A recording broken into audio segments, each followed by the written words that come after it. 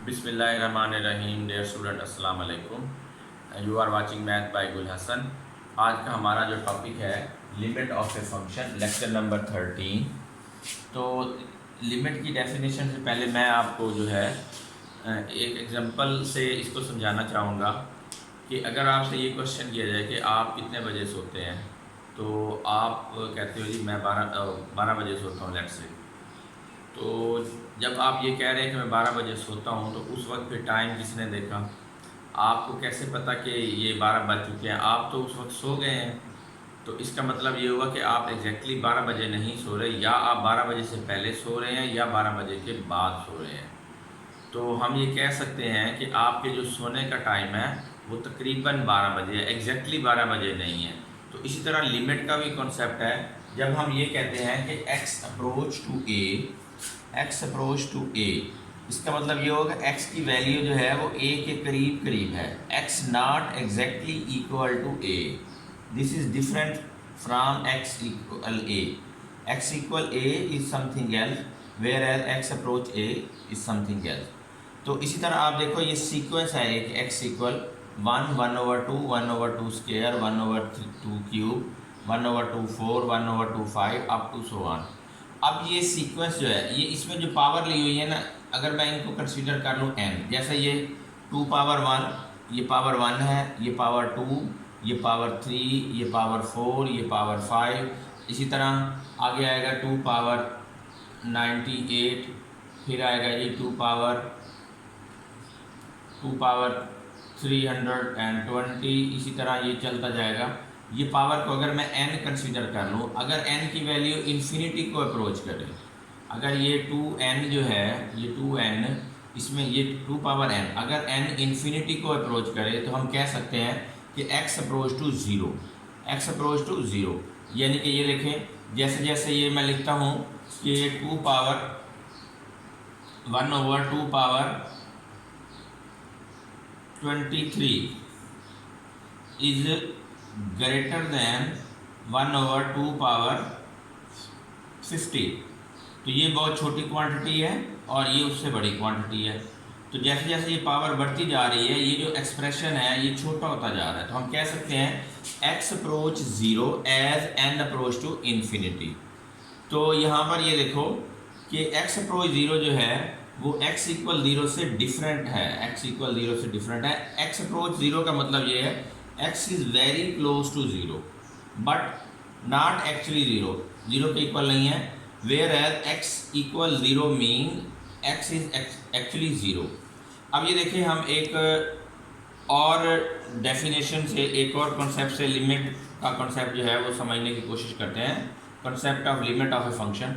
फर्ज करें ये एक सर्कल है जिसका हम एरिया फाइंड करना चाहते हैं। ये यूनिट सर्कल है, यानी इसका रेडियस 1 है। ये यूनिट सर्कल है, इसका रेडियस 1 है। हम इसका एरिया जो है वो फाइंड करना चाहते हैं। तो हम ऐसे करते हैं कि हम इसके अंदर एक पॉलीगॉन बनाते हैं। पहले हमने ऐसी पॉलीगॉन बनाई, 4 साइडेड पॉलीगॉन, यानी स्क्वायर बना लिया।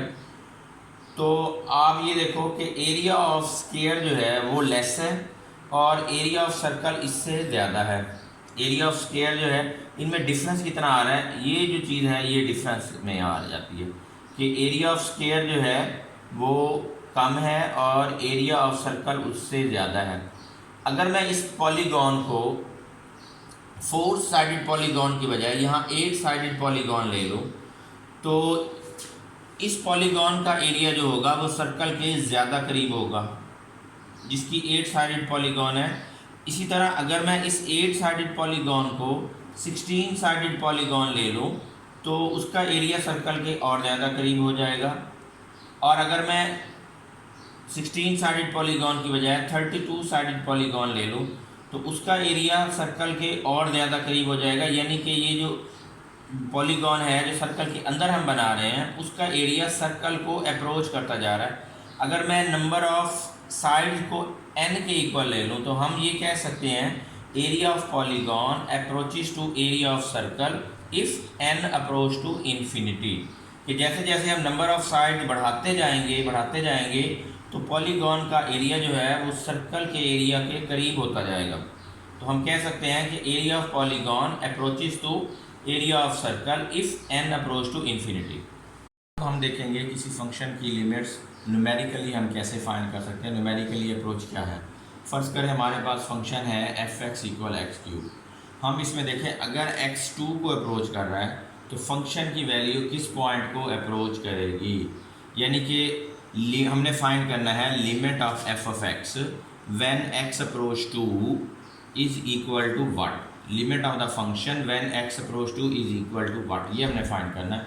अब ये देखें कि लिमिट को हम डिफ़ाइन कैसे करते हैं। अगर x a को अप्रोच कर रहा है और फ़र्ज़ करें फंक्शन की वैल्यू l को अप्रोच कर रही है तो हम इसको लिमिटिंग टर्म में कैसे लिखेंगे, limit of the function as x approach a equal l। अब देखो ये फंक्शन जो है हमारे पास x2 को अप्रोच कर रहा है, हम इसका टेबल बना लेते हैं। ये ऊपर हम इंडिपेंडेंट वेरिएबल की वैल्यू ले लेते हैं यानी x की वैल्यू, और नीचे जो है फंक्शन की वैल्यू उन पॉइंट्स पर क्या आएगी, F x equal x cube की वैल्यू। तो इसके लेफ़्ट पोर्शन में टेबल के x जो है वो 2 को अप्रोच कर रहा है फ्राम लेफ्ट हैंड साइड। ये वाला जो पॉइंट है ना, ये यहाँ पर 2 है हमारे पास। हम इधर लेफ्ट हैंड साइड से 2 को अप्रोच कर रहे हैं, यानी कि पहले हमने अगर x की जगह 1 पुट करते हैं तो x क्यूब 1 आता है। 1.5 पुट करें तो ये आता है 3.375। अगर x की जगह 1.8 पुट करो तो ये आता है जी 5.832। अगर x की जगह 1.9 पुट करें तो ये आएगा 6.859। 1.99 पे ये वैल्यू आ जाएगी, 1.999 पे 7.988। इसका मतलब है जैसे x2 को अप्रोच कर रहा है, ये देखो ये जो वैल्यू है ये 2 से थोड़ी सी कम है तो हम इसको बोलते हैं लेफ्ट हैंड अप्रोच। x2 को अप्रोच कर रहा है लेकिन किस सेंस में कर रहा है कि x की वैल्यू 2 से थोड़ी सी कम है। तो फंक्शन किसको अप्रोच कर रहा है, ये 8 को अप्रोच कर रहा है। अगर हम अब x को राइट हैंड साइड से अप्रोच करें 2 को, मतलब अगर 3 पुट करेंगे तो 27 आएगा, 2.1 लेंगे तो 9.261 आएगा, 2.01 लेंगे 8.1206 आएगा, 2.001 लेंगे 8.012 आएगा, 2.0001 लेंगे तो x की वैल्यू फंक्शन की वैल्यू आएगी 8.0012। इसका मतलब ये हुआ कि अगर हम x को 2 की तरफ अप्रोच करेंगे फ्रॉम राइट हैंड साइड तब भी x जो है वो 8 को अप्रोच कर रहा है। तो हम लिख सकते हैं कि limit of the function when x approach to equal 8। तो अब ये देखें तो ये लेफ्ट हैंड लिमिट को हम कैसे लिखते हैं, left hand limit of function when x approach to, ऊपर हम नेगेटिव लगा देते हैं कि x approach to from left hand side, 2 के ऊपर नेगेटिव, और राइट हैंड लिमिट में हम लिखेंगे limit of function f of x when x approach to from right hand side या 2 प्लस।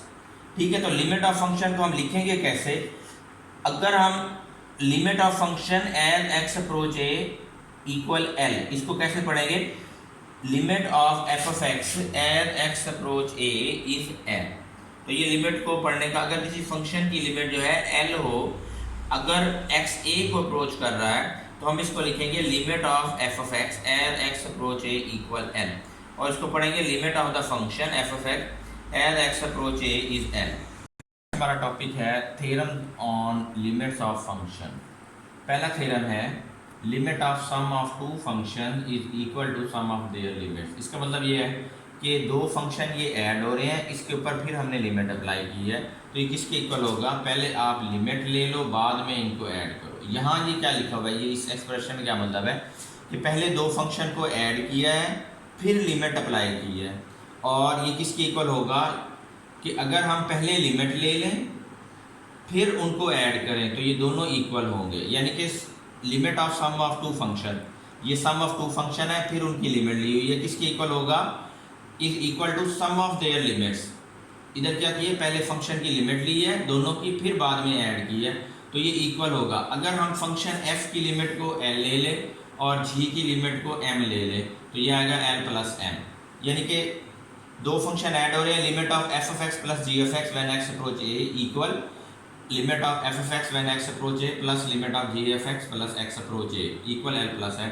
जैसे ये एग्जांपल देखो x plus 5 when x approach 1, तो इस पे हमने लिमिट अप्लाई की है, तो आप x पे अलग लिमिट ले लो और 5 पे अलग, limit of x when x approach 1 plus limit of 5 when x approach 1, तो ये इधर x की जगह 1 आ जाएगा और ये 5 कांस्टेंट है तो ये 5, 1 प्लस 5 6। इसी तरह ये दूसरा थ्योरम है कि अगर सम की बजाय हम डिफरेंस ले लें कि limit of difference of two function equal to the difference of their limits, limit of difference of two function is equal to the difference of their limits. तीसरा थ्योरम ये है कि अगर हमारे पास कोई रियल नंबर k है, constant हो, तो अगर फंक्शन और k मल्टीप्लाई हो रहे हैं तो उस पर हम लिमिट कैसे अप्लाई करेंगे।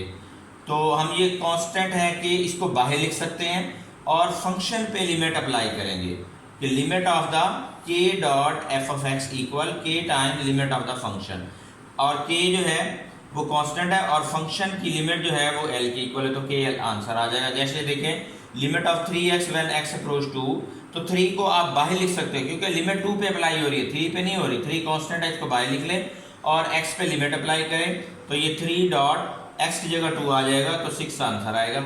इसी तरह ये चौथा थ्योरम है कि अगर दो फंक्शन मल्टीप्लाई हो रहे हैं और उस पर आप लिमिट अप्लाई करो, वो किसके इक्वल होगा, अगर पहले आप लिमिट अप्लाई करो और बाद में फंक्शन को मल्टीप्लाई कर लो।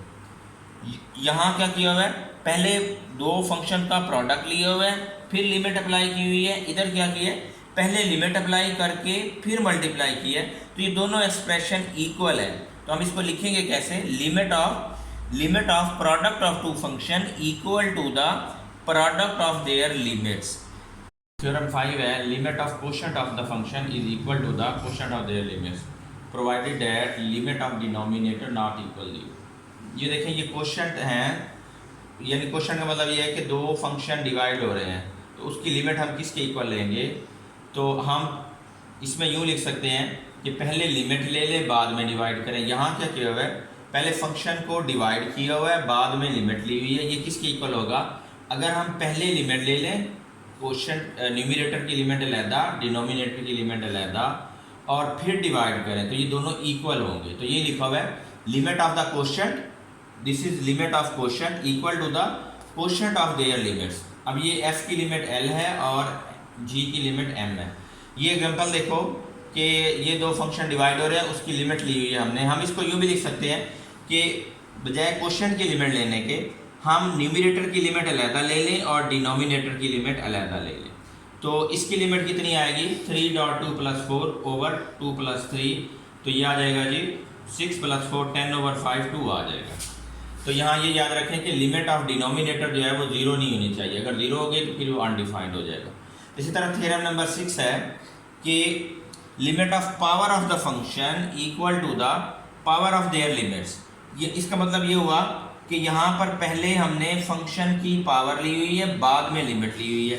इसको हम यूँ भी लिख सकते हैं कि पहले आप फंक्शन की लिमिट ले लो बाद में पावर ले लो, तो ये l पावर n आ जाएगा क्योंकि फंक्शन की लिमिट को हम f की लिमिट को l कह रहे हैं। ये देखें जैसे limit of 2x minus 3 whole power 3 and x approach 4, इसको हम यहाँ क्या किया हुआ है, पहले फंक्शन की पावर ली हुई है बाद में लिमिट ली हुई है। हम इसको यूँ लिख सकते हैं पहले आप लिमिट ले लो फंक्शन की बाद में पावर ले लें, तो ये आ जाएगा जी 2x की लिमिट आएगी 2 डॉट 4 x की जगह 4 माइनस 3, तो 8 माइनस 3 5 पावर 3 हो जाएगा 125। अब ये एग्जांपल है पेज 18 पे कि हमारे पास एक पॉलिनोमियल दिया हुआ है px equal an(xn) plus an minus 1 xn minus 1 plus a1x plus a0। हमने इसकी लिमिट अप्लाई करनी है, इस पर लिमिट फाइंड करनी है when x approach c, limit of the polynomial px when x approach c। तो दोनों तरफ लिमिट अप्लाई की, इधर भी राइट साइड पे भी लिमिट अप्लाई कर लो, limit of x approach c an(xn) plus अब इसमें हम थ्योरम अप्लाई करेंगे कि ये जितनी भी टर्म है ये sum of limits equal to the limit of their sum. तो पहले ये फंक्शन सारे ऐड हो रहे हैं उस पर लिमिट अप्लाई की हुई है, ये किसकी इक्वल होगा, पहले आप लिमिट ले लें, हर फंक्शन की अलग-अलग लिमिट ले लो फिर बाद में उनको ऐड कर लो, यानी कि an(xn) की लिमिट अलहदा, an माइनस 1 xn माइनस 1 की लिमिट अलहदा, इसी तरह a1x की लिमिट अलहदा और a0 की लिमिट अलहदा। इसमें an कांस्टेंट है, इसको बाहर लिख लें। xn पे जब आप लिमिट अप्लाई करोगे limit of xn when x approach c, तो ये आंसर आएगा जी c पावर n। तो ये आ गया an cn an minus 1 cn minus 1 plus a1c plus a0। तो ये वही चीज़ है, x की जगह अगर हम पॉलिनोमियल में c पुट कर दें तो ये पॉलिनोमियल इन c आ जाएगा। तो ये आंसर आया limit of the function when x approach, limit of polynomial when px when x approach c equal to the value of polynomial at c। तो डियर स्टूडेंट, हमारा आज का ये लेक्चर जो है ख़त्म होता है। इंशाल्लाह अगले लेक्चर के साथ फिर मुलाकात होगी। थैंक यू, अल्लाह हाफिज़।